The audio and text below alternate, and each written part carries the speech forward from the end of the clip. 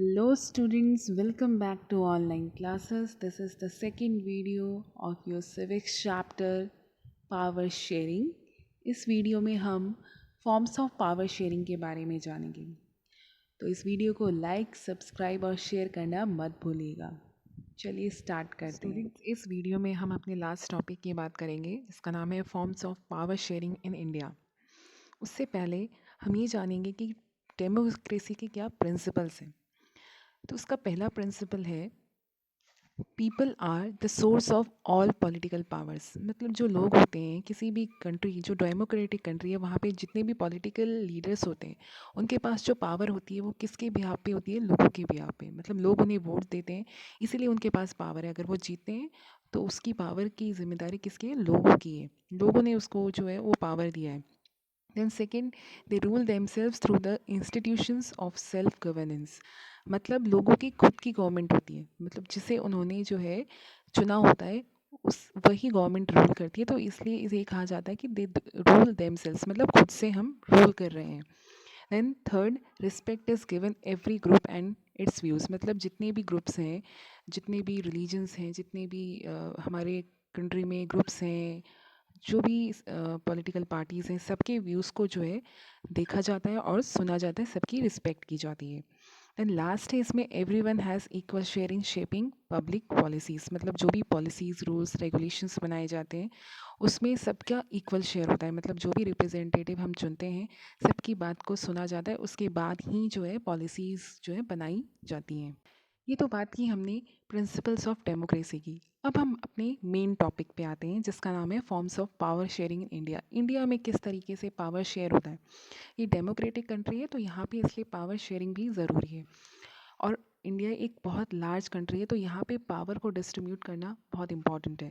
तो सबसे पहले आता है यहाँ पे horizontal power sharing. Horizontal power sharing का मतलब एक ही लेवल पे जो लोग होते हैं, एक ही लेवल पे जो इंस्टीट्यूशंस होती हैं, यहाँ उनकी बात हो रही है। Power shared among different organs of the government. मतलब जो डिफरेंट ऑर्गन्स हैं लेकिन एक ही लेवल पे हैं, उनका दर्जा एक ही है।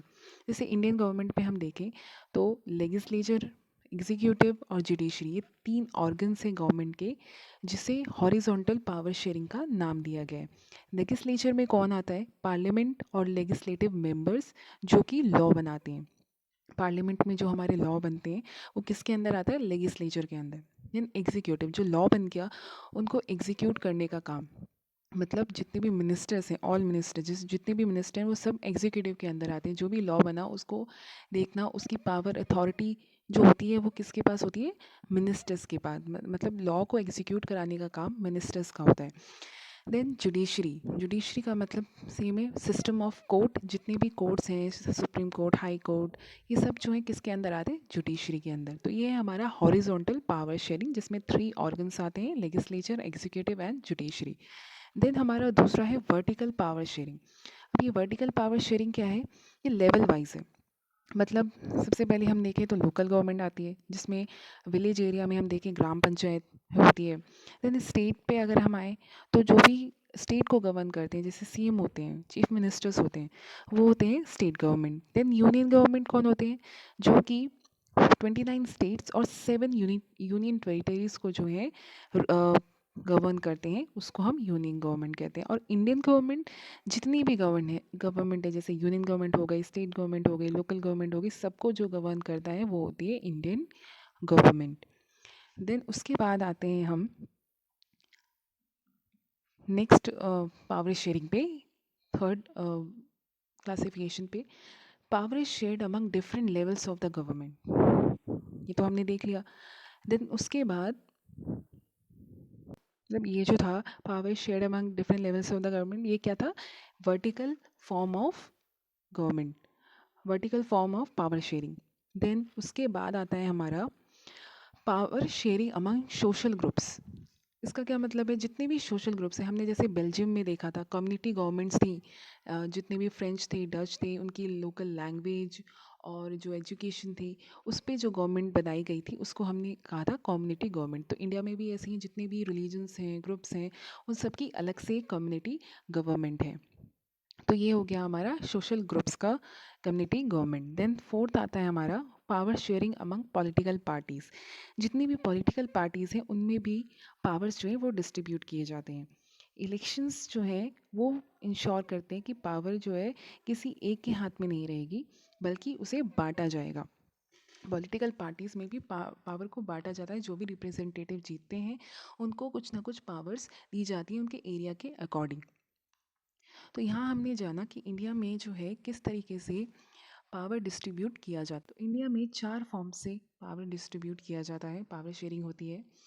वर्टिकल पावर शेयरिंग, देन उसके बाद horizontal power sharing, then vertical power sharing, then power shared among different levels of the government, and the last one is power sharing among political parties। तो ये 4 फॉर्म्स हैं India में जिसके ज़रिए power को share किया जाता है।